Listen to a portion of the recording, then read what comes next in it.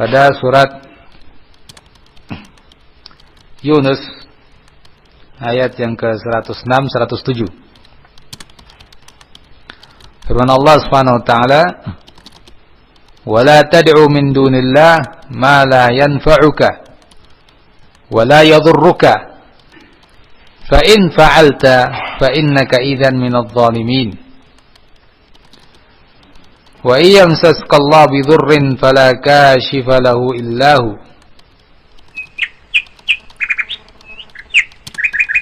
wa iyamsaska Allah bi dhurrin fala kashifa lahu illa hu wa yuridka bi khairin fala radda li fadlihi yusibu bihi man yasha wa huwal ghafurur rahim." Artinya,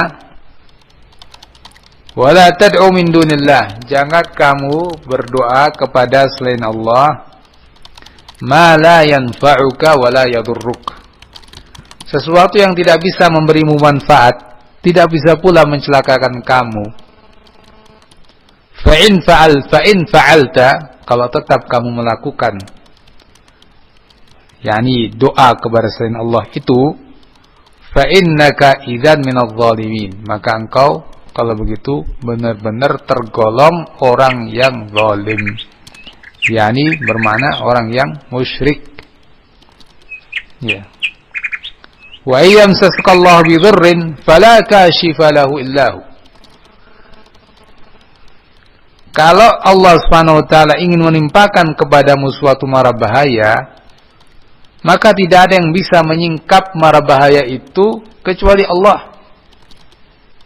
Wa yuridka bi khairin fala radda li fadli.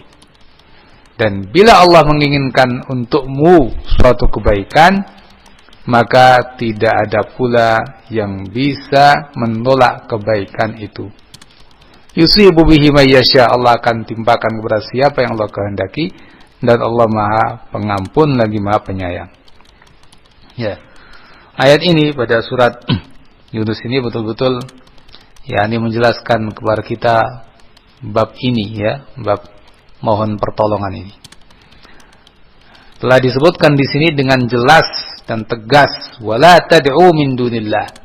Jangan kamu berdoa kepada selain Allah. Minta-minta perlindungan, istighatsah kepada selain Allah Subhanahu wa taala.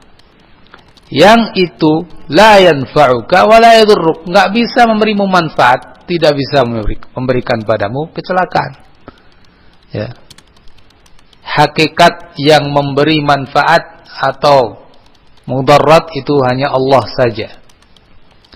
Manusia, hewan-hewan, dan jin semuanya itu tidak bisa melakukan itu kalau tanpa takdir dari Allah Subhanahu wa taala. Allah enggak mengizinkan, Allah enggak menakdirkan, enggak akan bisa. Ya. Coba kita lihat misalnya Nabi Ibrahim, ya kan?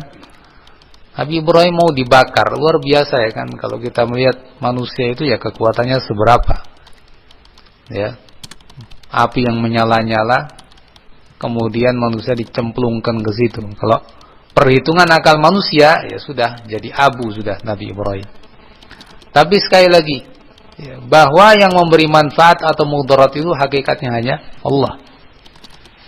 Ya. Nyatanya Nabi Ibrahim tidak apa-apa dibakar.